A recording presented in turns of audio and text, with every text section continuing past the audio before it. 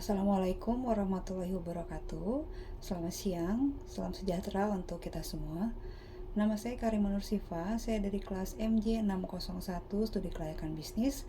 Hari ini saya akan mempresentasikan mengenai analisis studi kelayakan bisnis Lunika Skincare Bandung. Nama usaha dari UMKM yang saya teliti yaitu Lunika Skincare. Jenis usahanya yaitu usaha mikro kecil menengah UMKM di bidang kosmetik dan perawatan kulit. Lokasi usaha di Bandung, Jawa Barat. Target pasar dari Lunika Skincare Bandung yaitu wanita yang berusia 18-45 tahun, konsumen skincare yang mengutamakan kesehatan dan kecantikan kulit, pengguna skincare yang mengutamakan produk yang sudah ber-BPOM, dan konsumen yang aktif berbelanja di sosial media. Produk utama dari Lunika Skincare yaitu facial wash, serum, toner, night cream, dan produk perawatan kulit lainnya.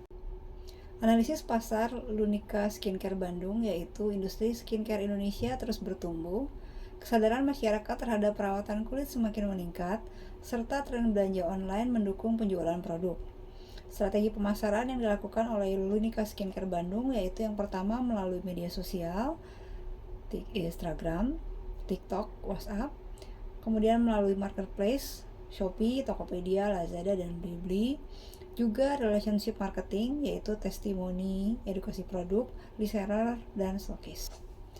Kekurangan dari aspek pasar dan pemasaran yang dilakukan oleh Lunika yaitu yang pertama, persaingan industri skincare sangat tinggi dengan banyaknya merek lokal maupun internasional, ketergantungan pada media sosial sehingga perubahan algoritma dapat mempengaruhi jangkauan promosi.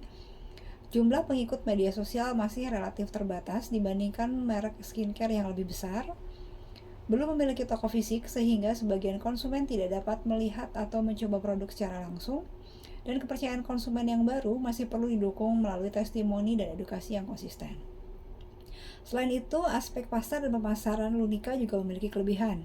Yang pertama, produknya itu telah memiliki BPOM dan sertifikasi halal, sehingga meningkatkan kepercayaan konsumen untuk produk Lunika.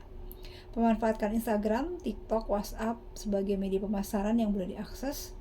Kemudian biaya produksi lebih rendah dibandingkan dengan pemasaran yang konvensional. Memiliki jaringan reseller dan stokis yang membantu memperluas jangkauan pasar, serta tren pengguna skincare di Indonesia yang terus meningkat. Kesimpulan dari aspek pasar dan pemasaran yang dilakukan oleh Lunika yaitu Lunika dinilai layak untuk dikembangkan karena Lunika memiliki peluang pasar yang besar, target konsumen yang jelas, serta strategi pemasaran digital yang sesuai dengan tren saat ini. Namun, perlu meningkatkan branding, jumlah audiens media sosial, dan diferensiasi produk agar mampu bersaing dengan industri skincare yang kompetitif. Aspek teknologi yang digunakan oleh Lunika yang pertama adalah WhatsApp, kemudian TikTok, Instagram, Shopee, Tokopedia, Lazada, dan Blibli. Kelebihan dari teknologi ini yaitu operasionalnya lebih efektif, tidak memerlukan toko fisik, dan mudah memantau pesanan secara online. Untuk alur yang dilakukan dalam penjualan itu yang pertama adalah promosi melalui media sosial, kemudian customer akan memesan, dan Lunika akan melakukan pengemasan serta pengiriman, yang akhirnya barang baru diterima oleh pelanggan. Namun, aspek teknologi ini memiliki kekurangan, yaitu ketergantungan pada internet, persaingan marketplace yang tinggi, juga resiko akun terkena pembatasan platform. Sumber daya manusia yang terlibat dalam produksi Lunika yaitu pemilik usaha, admin media sosial atau marketplace, reseller dan stokis, dan yang terakhir adalah mitra logistik. Kelebihannya yaitu struktur organisasi sederhana sehingga koordinasi lebih mudah. Namun ada kekurangannya yaitu ketergantungan kepada pemilik usaha, membutuhkan kemampuan digital marketing yang harus terus dikembangkan. Secara aspek finansial, sumber pendapatannya itu berasal dari penjualan media sosial dan marketplace, penjualan melalui reseller dan stokis.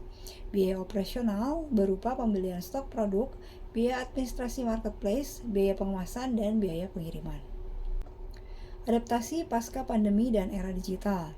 Bentuk adaptasi yang sudah dilakukan oleh Lunika yaitu penjualan melalui marketplace, pemanfaatan media sosial untuk promosi, pembayaran digital, pengiriman melalui jasa logistik online, dan edukasi konsultasi produk secara online.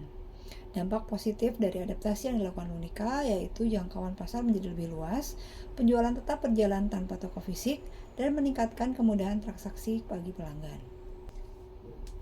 Berikut adalah kesimpulan dan saran dari hasil analisis yang telah saya lakukan di Lunika Skincare Bandung. Yang pertama yaitu Lunika Skincare Bandung layak untuk dikembangkan dengan alasan pasar skincare masih berkembang, memiliki banyak kanal penjualan digital, produk telah memiliki sertifikasi halal dan BPOM, dan operasional yang relatif efisien. Saran bagi Lunika yaitu untuk memperkuat pemasaran TikTok, mengoptimalkan iklan marketplace, menambah konten edukasi skincare, dan mengembangkan website resmi untuk meningkatkan kredibilitas. Sekian presentasi saya mengenai analisis studi kelayakan bisnis Lunika Skincare Bandung. Terima kasih atas segala kesempatan yang telah diberikan. Wabillahi taufiq wal hidayah. Wassalamualaikum warahmatullahi wabarakatuh.